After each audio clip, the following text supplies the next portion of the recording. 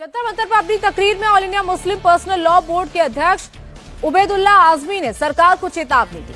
आजमी ने कहा कि अगर सरकार ने बिल वापस नहीं लिया तो मुस्लिम समुदाय हर कुर्बानी देने के लिए तैयार है।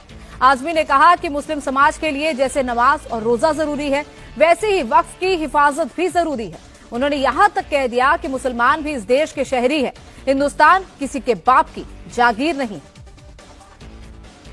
इस तरह नमाज और रोजा, हज और ज़कात हमारे लिए जरूरी है, उसी तरह से हज और रमजान के रोजे हमारे लिए जरूरी हैं, और उसी तरह से ये वक्फ की जायदाद का तहफ्फुज भी हमारे लिए जरूरी है। तानाशाही ये अंग्रेजों के दौर की हमें याद दिलाती है।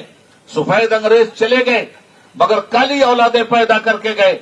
जो तबाही सफेद अंग्रेजों ने मचाई थी, वही तबाही आज ये काली औलादें अगर मचाएंगी तो याद रखना चाहिए इन्हें, हमारे बाप दादा ने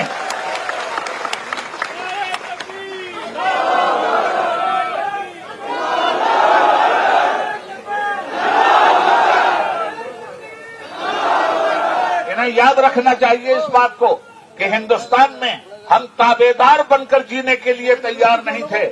हम हिंदुस्तान के वफादार भी हैं और हकदार भी हैं। हिंदुस्तान किसी के बाप की जागीर नहीं है।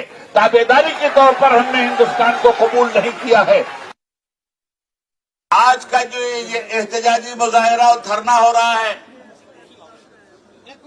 अभी तो ये अंगड़ाई है, आगे और लड़ाई है।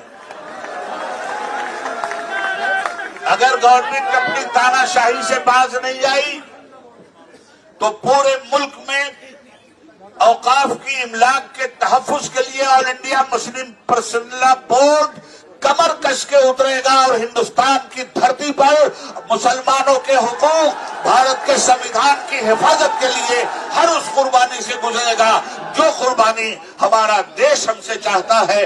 कल भी कुर्बानी दिया था, आज भी देश के संविधान के तहफ्फुज के लिए हम हर कुर्बानी के लिए तैयार हैं।